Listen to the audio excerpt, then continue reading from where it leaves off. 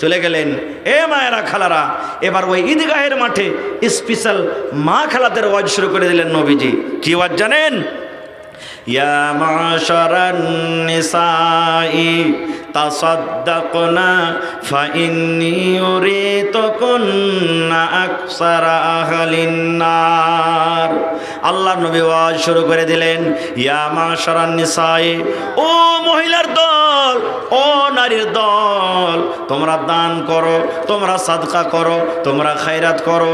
কেননা আমি নবী, আমাকে জান্নাত দেখা হয়েছে, আমাকে জাহান্নাম দেখা হয়েছে। ওরে সুবহানাল্লাহ, আমি জাহান্নাম ঘুরে ঘুরে দেখলাম, জাহান্নামে আমি নজর করলাম, শুধু মহিলা আর মহিলা, শুধু নারী আর নারী, শুধু মহিলাদেরকে দেখলাম জাহান্নামের আগুনে জ্বলছে পড়ছে, হাউমাউ করে চিৎকার করছে, আল্লাহ মরে গেলাম, মা মরে গেলাম, আল্লাহ বাঁচাও, আল্লাহ বাঁচাও। আমি জাহান্নামের আগুনে তোমাদেরকে বেঁচে দেখলাম।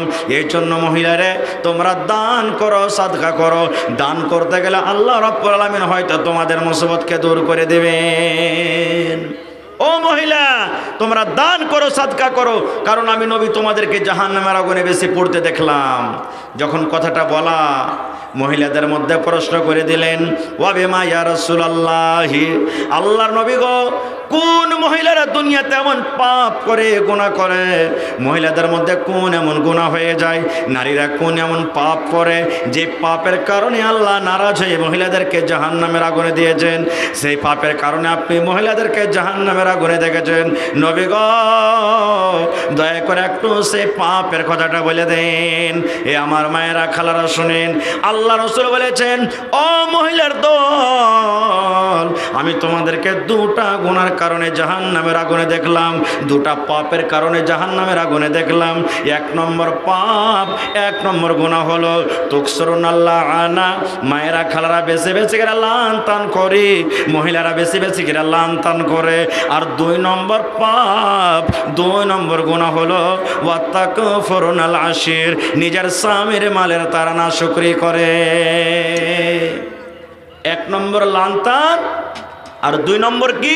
নিজের স্বামীর মালের নাশুকরি করে। কিভাবে নাশুকরি করেন জানেন? সুবহানাল্লাহ।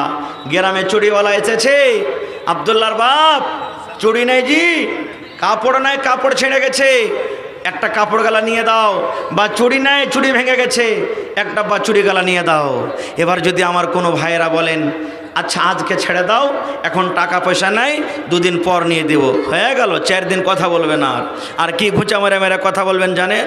ই মিনসে, ই হুদমা, ই মুখ পোড়া, ই বখিল, ই কাঞ্জুসের বাড়িতে জীবনে এসে আমার সুখ শান্তি হলো না খুব। ওরে সুবহানাল্লাহ, আমার মায়েরাকে বলবো মাকে, বোনকে বলবো বোন রে, এত রোদের সমাতে আপনার স্বামী মাটি কাম কাজ করার জন্য চামড়াটাকে পড়িয়ে পড়িয়ে পড়িয়ে আপনার জন্য কত টাকা জোগাড় করে নিয়ে আসি। ঠান্ডার সমাতে আপনি বাড়িতে থাকেন, আপনার স্বামী ঠান্ডাতে কাম কাজ করে টাকা নিয়ে আপনার জন্য আসি, তরকারি নিয়ে আসে। একদিন না পাওয়ার কারণে আগেকার সমস্ত নিয়ামতগুলিকে ভুলে গেলেন।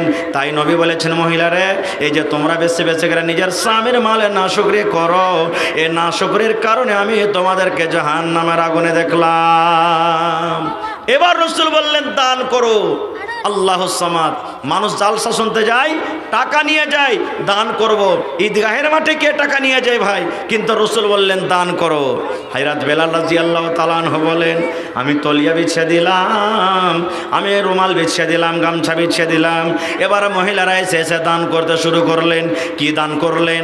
যার কাছে টাকা আছে টাকা দিয়ে দিলেন, যার কাছে টাকা নেই গলার হার আছে হার দিয়ে দিলেন, কেউ নাকের নাকমণি দিয়ে দিলেন, কেউ কানের বালি দিয়ে দিলেন, কেউ হাত থেকে আংটি দিয়ে দিলেন, কেউ হাতের বালা দিয়ে দিলেন, কে পাঁর পায়াল দিয়ে দিলেন। যার কাছে যা গয়না গাঠি আছে, ওরে সুবহানাল্লাহ, খুলে খুলে খুলে আল্লাহর নবীর সামনে দান করে দিলেন। নারে তাকবীর। ভাই, আজকে দেখি এই মাদ্রাসার জন্য কোনো মা, কোনো দাদি, কোনো নানি, কোনো খালা এমন কেউ আছেন গলা থেকে সোনার হোক কিংবা চান্দির হোক একটা হার দান করতে পারবেন? দেখি কোনো আল্লাহর বান্দি আছেন হাত থেকে আংটি দান করতে পারবে? দেখি কোন আল্লাহর বান্দি আছেন পা থেকে পায়াল দিতে পারবেন?